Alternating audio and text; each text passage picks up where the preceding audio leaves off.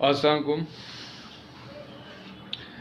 कराची शहर के अंदर हम देखते हैं कि जो इलीगल कंस्ट्रक्शंस हैं, यानी एक होता है जैसे सिंध बिल्डिंग कंट्रोल अथॉरिटी का एक डिपार्टमेंट है जिसका काम है to control the building constructions, actually to ensure that the constructions of the buildings is in accordance with the layout plan passed by the Sindh Building Control Authority.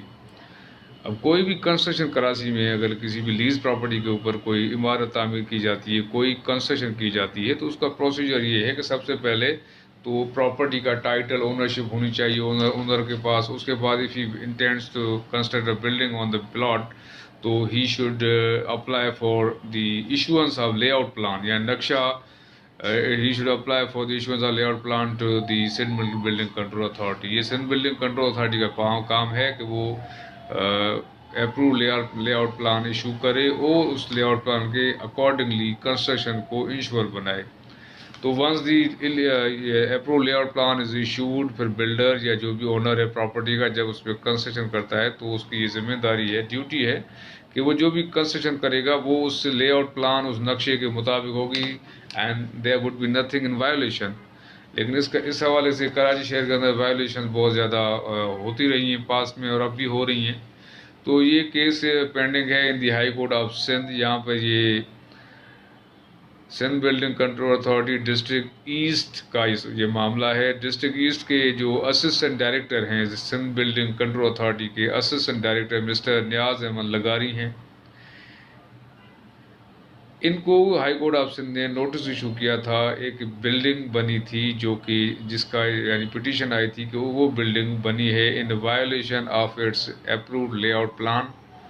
So high court issued notice to the Niaz Ahmed Lagari the assistant director of Sindh building control Authority कि वो आके report दें कि ये जो construction हुई है वो आया वाकई में इन violation of the layout plan है या in accordance with the layout plan है। लेकिन नियाज अहमद लगारी साहब कोर्ट में आने से अवॉइड कर रहे थे फॉर वन रीज़न और दी अदर। अब रीज़न तो अपेरेंटली समझ में आता है कि why he was ignoring to appear before the court. Therefore, the Honorable High Court of Sindh issued bailable warrants, यानी ये भी है कि अगर कोई गवर्नमेंट एम्प्लॉय नहीं आता कोर्ट को बुलाने पे किसी केस में तो the court has jurisdiction the power to issue bailable warrants, ताकि उसको उनको अगर नहीं आता तो गिरफ्तार करके पुलिस उठा के ले आए। तो यही इनके साथ भी हुआ कि bailable warrants इशू किए गए। जब bailable warrants इशू किए गए तो he was forced, he was compelled to appear before the court, और वो जो कोर्ट में अपीयर हुए तो उनके वो बेलेबल वारंट जो इशू किए गए थे वो वापस दिए गए, विड्रॉ किए गए।